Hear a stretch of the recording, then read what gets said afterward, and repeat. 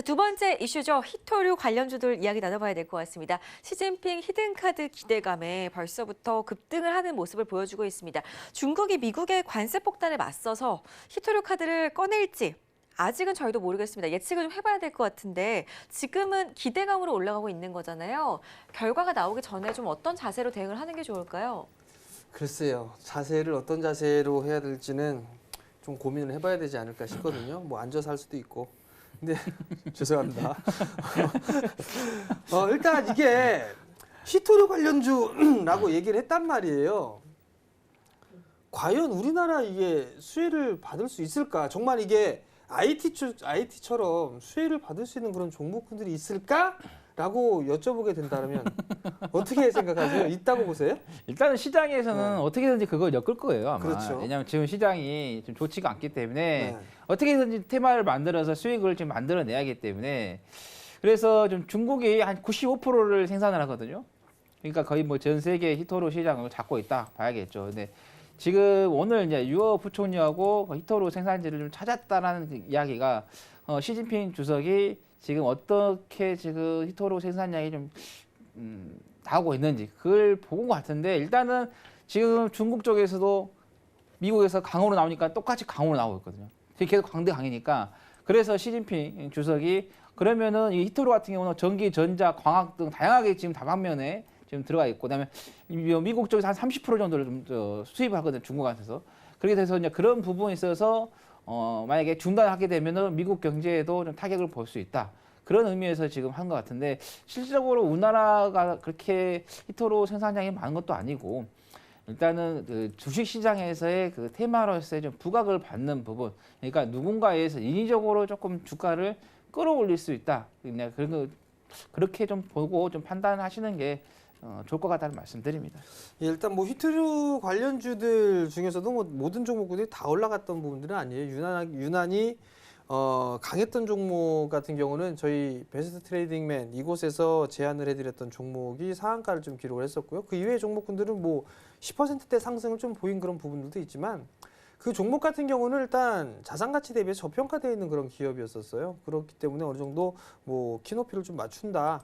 뭐 자산 가치를 찾아간다. 뭐 이 정도를 좀 봐도 좋지 않을까라고 좀 판단이 되는데 일단 뭐 실질적으로 저는 수혜를 좀 받을 수 있는 그런 기업은 그렇게 많지 않을 것 같다라는 좀 판단이 드는데 우리 여승계 전문위원님은 어떻게 생각하세요? 이게 수혜를 진짜 이게 받을 만한 우리나라에서 받을 만한 기업이 있을까요? 저도 그게 오늘 네. 아침 제가 이제 아침 방송하고 저녁 방송하니까 굉장히 피곤하긴 한데 아침에도 언급을 해드렸어요. 네. 이런 소식으로 인해서 급등할 가능성이 있지만 보유하신 분들이라면은 대응의 영역이고 이제 수익을 좀 잘 챙겨 가시는 쪽으로 보시면 되고 신규 진입을 하시는 분들은 좀 조심하셔야 된다라고 말씀을 드렸는데 제가 보는 의견은 이래요. 아프리카 돼지열병 테마와 흡사할 수 있다. 네. 방금 하채기 위원님이 말씀해 주셨잖아요. 히토류의 최대 보유 이런 부분들이 중국이다. 그렇죠. 네. 네. 한국 기업, 한국에 매장돼 있는 게 아니에요. 중국입니다. 그럼 중국이 히토류 갖다가 한국 기업들한테만 싸게 줄 리도 없고 그렇잖아요. 그렇죠. 이게 과연 이 이슈로 인해서 수혜를 정말 실적 관련해가지고 수혜를 볼 수 있는 기업이 있을까에 대한 고민을 해봤을 때 굉장히 쉽지 않습니다. 쉽지 않고 이 이슈가 G20 정상회담 이후로 만약에 잠잠해진다면 어떻게 되겠어요? 다시 원위치 될 가능성이 더 높잖아요. 그렇죠? 아프리카 돼지열병 관련된 종목들처럼. 그래서 우리 투자자 여러분들은 미리 이런 부분들을 생각하셔가지고 매수를 하지 않으셨다라면 오늘 뭐 해인 같은 경우에도 좀 상승했다가 음봉 마감하고 그랬거든요. 그래서 그냥 테마주로서 기술적으로 좀 보시는 것이 좋지 않을까 하는 의견 드리도록 하겠습니다. 사실 이게 오늘이 화요일이잖아요. 월요일 날 장 끝나고 나서 그 소식이 좀 나왔었어요. 그렇기 때문에 이미 좀 선반영이 좀 돼서 흐름들이 좀 나온 게 아닌가라고 좀 판단이 되는데 저도 사실 이 히토류에 대한 부분들 뭐 시진핑이 국가주석이 뭐 히든카드를 쓴다, 뭐 한다 이런 얘기들이 좀 나오는데 사실 이 G2 국가잖아요.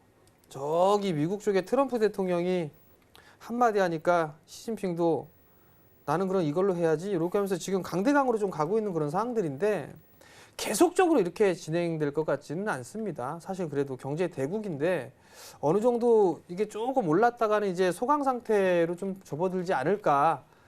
그렇게 된다라면 서로 조금씩 뭐 양보하자. 뭐 사실 근데 이게 두 사람이서 만나서 할 부분들은 아니잖아요. 다 참모들이 만나서 뭐 이런저런 얘기도 하고 그런 부분들이 있을 건데 전 이렇게 가다가도 시장의 분위기를 좀 험상궂게 좀 만든다 하더라도 어느 정도 내에서 이제 물밑 작업을 하지 않을까라고 좀 판단이 됩니다. 그렇기 때문에 이러한 부분들, 무역 분쟁에 따른 이런 부분들로 인해서 실적에 대한 기대감이 없이 그냥 기대감으로만 올라가는 거, 그런 기업들 같은 경우는 저는 트레이딩 관점으로 좀 보는 게 맞지 않나라고 좀 판단이 되고요.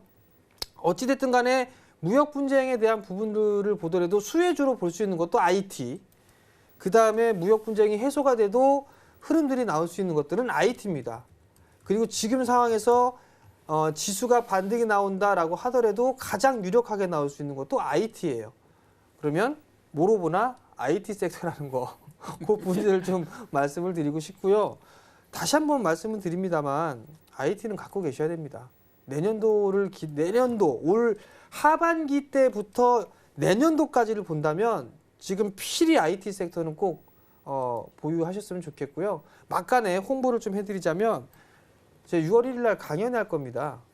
아까 김민재 앵커께서 소개를 시켜주셨는데 강연하게 되면 제가 좋은 얘기들을 좀 해드릴 거예요. 탐방 갔던 기업들, 대표적인 기업들 몇몇 개 소개를 시켜드릴 테니까 참여하시는 게 좋을 거라는 거 거기까지 좀 말씀드리도록 하겠습니다.